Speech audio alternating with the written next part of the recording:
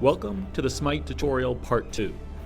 In this video, we'll go beyond the basics, covering the item shop, jungling, and teamwork.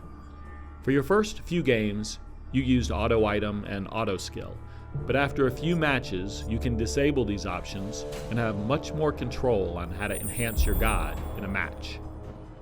With each level, you earn a skill point.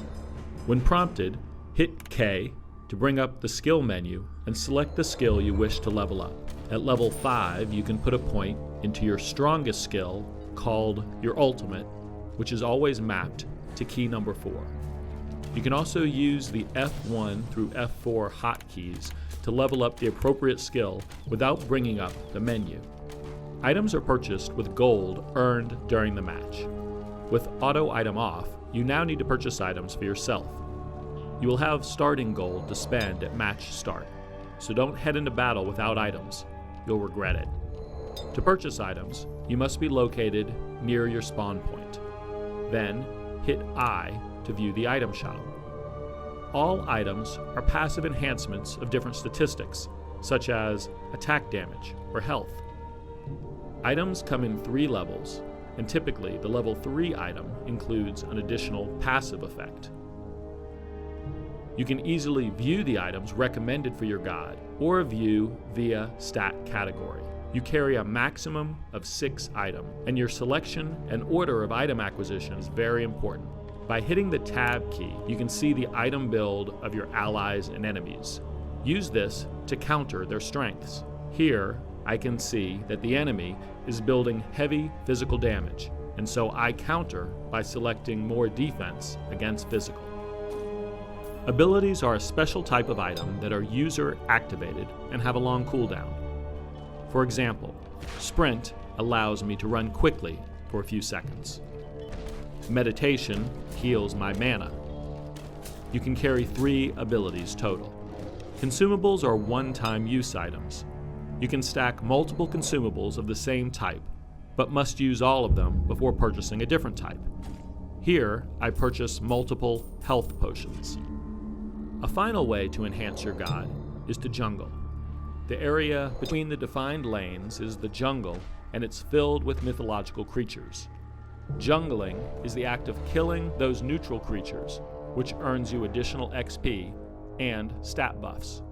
There are a number of camp areas that give you a stat buff. Blue, a mana regen.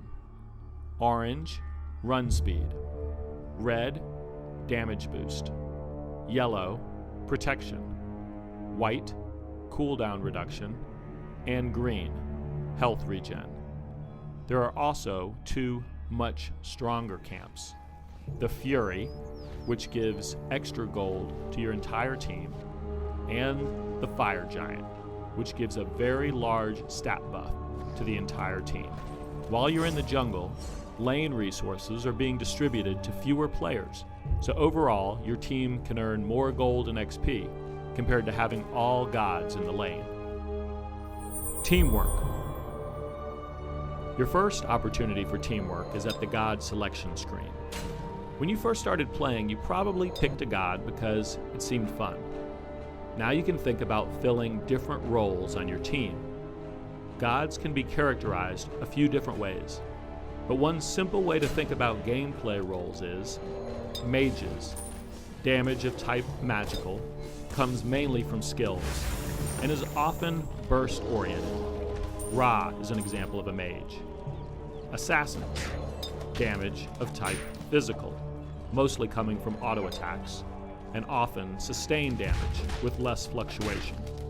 Sun Wukong is an example of an assassin. Tanks, gods with heavy health and defense that absorb damage, but don't output much damage. They tend to be up front in team fights, initiate fights, and protect the damage dealers. Amir is an example. Jungler, a god who spends the early game killing creeps in the jungle, with a focus on surprising and ganking enemy players. Kali is an example of an assassin who can jungle well. If your team doesn't have critical roles filled or is too stacked with everyone doing the same type of damage, the other team will be able to easily counter you. With 5 people and only 3 lanes, some people will have to share. At the beginning of the game, coordinate with your teammates around who will cover each lane. A typical setup for beginners is 2-1-2. 2 gods cover the left lane, 1 solo player takes the middle, and another 2 gods take the right lane. Another common setup is 1-1-2, with 1 player starting out as a designated jungling character. SMITE includes a quick key voice system to help you communicate with your team. Hit V for voice to bring up the top level menu.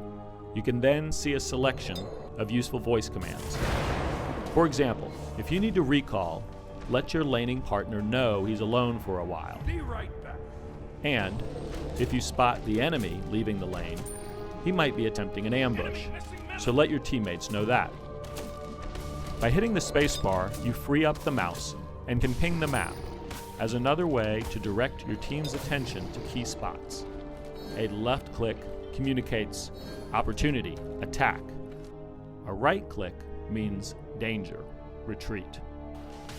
Finally, you can hit enter and use freeform text chat. Wards are a special type of consumable that help your entire team with map awareness. You purchase wards in the store and can place them around the map. Wards allow you and your team to see nearby enemy movements and enemy wards. They last for 3 minutes or until destroyed. Some god powers also act as wards.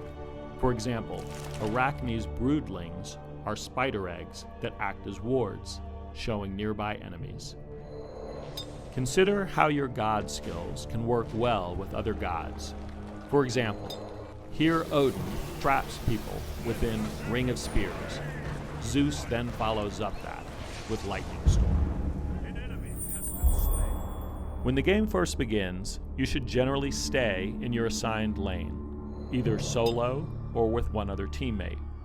You focus on gaining gold and experience through killing minions, but stay defensive because those minions are strong compared to you. Try to harass the enemy player to prevent them from farming. As a new player, you should start with survivability items so you can stay in the lane and collect maximum gold and XP. If you last hit the minion, you do get a slight gold bonus. Call out MIA if your enemy goes missing. Ganking is killing an opponent when they least expect it. This phase often starts after a player has unlocked 1 or 2 ranks of their ultimate, or after an outer tower has been taken, because it's now more dangerous to push farther into enemy territory.